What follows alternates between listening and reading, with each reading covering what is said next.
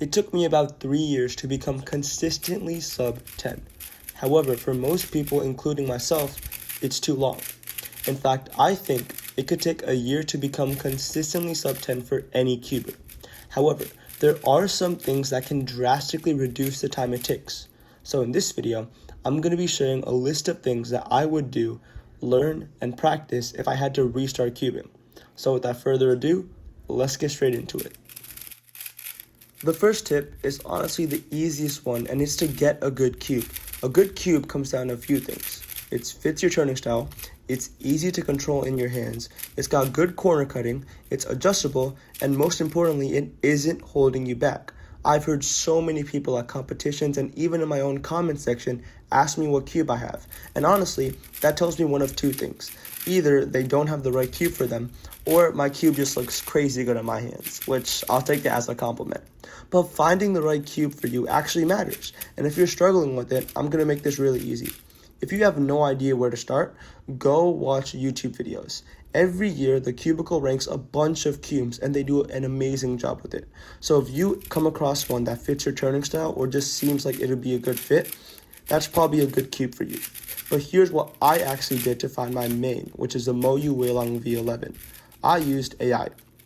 Chatbots like Claude and ChatGPT basically have the whole internet to pull from, so they can help you land on a good cube way faster than digging through reviews or forums yourself. And at the end of the day, your cube should disappear in your hand so you can focus on what actually matters, which is getting faster. The next one is what I like to call the bare minimum you can do to improve at CFOP, and that's to learn full OLL and PLL.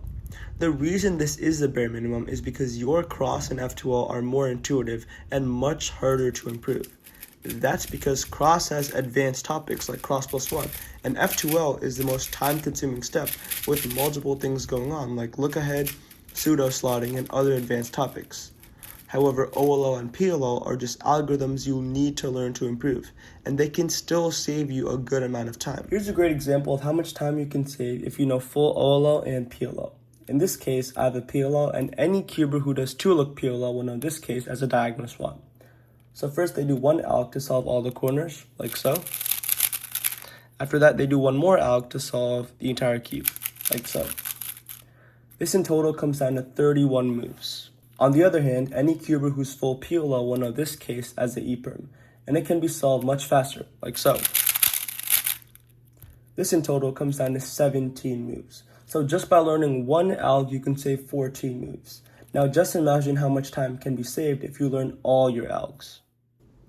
The third thing I do is focus a lot on improving my cross and F2L. If your cross isn't consistently under 8 moves, you're doing something wrong. The cross is how you start your solve, so if your start is slow, chances are you're going to get a bad time. It should be done as fast as possible so no time is wasted before your solve even really begins. And while I'm optimizing my cross, I'd also slowly build a habit of predicting my first pair during inspection. I do this by watching tutorials, using Cross plus 1 trainers, or doing solves with unlimited inspection. I do anything I possibly could to master Cross plus 1 as soon as possible.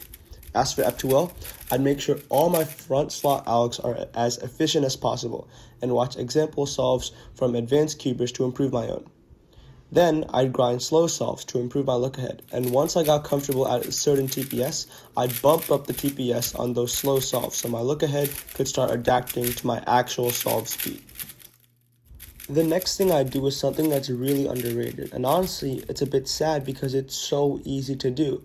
I talk to faster cubers. This is so easy because it doesn't even involve a cube. I join Discord servers and talk to people who are much faster than me and ask them for tips. I'd go to competitions to meet cubers around my skill level. I'd get their contact info and I'd practice with them on call. Because any sport or activity is way more fun when you're doing it with friends who are also motivated to improve. And if you think an activity is fun, you're probably going to do good at it because you enjoy doing it and don't see it as a burden. And at the end of the day, surrounding yourself with motivated people is one of the best ways to improve at cubing or anything for that matter. And the final thing is the most obvious one, and it's to practice. But I don't just mean grinding solves, because if that's all you're doing to improve, you're missing out on a lot. By practice, I mean grinding my OLL and PLL algs on specific trainers. doing solves with unlimited inspection to work on cross plus 1, and doing slow solves to work on look ahead. I'd watch example solves from fast cubers to see what I'm missing. Now that's practice. So if you're still watching this video, first of all, you're a real one. And second, if you actually try out everything I talked about in this video, I promise your solves will improve much faster. So that's about it for this video. Thank you guys so much for watching, and I'll see you guys in the next one. Peace.